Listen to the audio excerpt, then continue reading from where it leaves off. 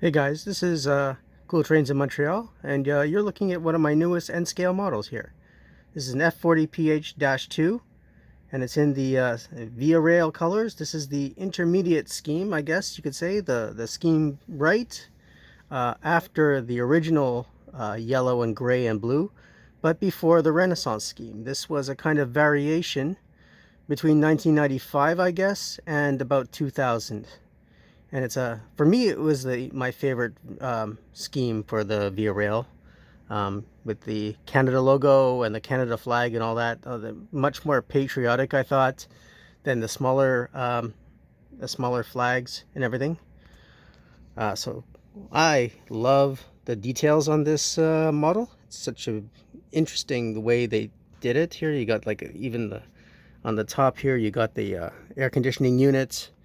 You got the handrails that are like very well done, everything like that, except for the rear railing. I just was wondering if maybe everybody got the same problem, or maybe that was shipped that way, where the rear railing was disattached from the body. So I just took this out of the box and noticed this.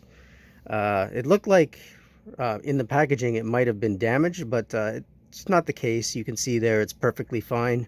It's just a question of actually, I guess, gluing it back into the holes, or kind of putting it in there, and maybe it'll just hold in there. I'm not sure yet. But anyways, this is my first impression of it. I just took it out and noticed that that one part there seemed to be separate. I'm just wondering if that's the way all the models came, or if maybe that was just one thing that was kind of a fluky kind of defect that my models seem to have had. In any case, it's probably not it's not going to affect the performance of the model in any way. It's simply cosmetic, and it's a little bit of a nuisance maybe to put it on, like you know, for paying a premium amount of money for a model. I would expect maybe that it's going to work perfectly right out of the box. As I've said in a previous video, for the C40 M model, the GE C40 whatever they call it, I can't remember the name of it exactly now, but it was the GE model, the freight locomotive that I had purchased about a year ago, I guess.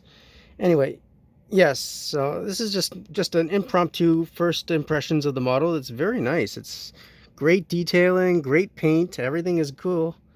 As I said, the only question I have is, did this happen with everybody, that the rear railing was disattached?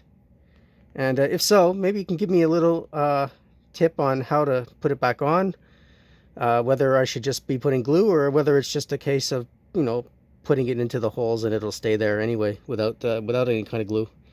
Anyway, so let me know. If you like what I do, please subscribe to Cool Trains in Montreal. Have a good day.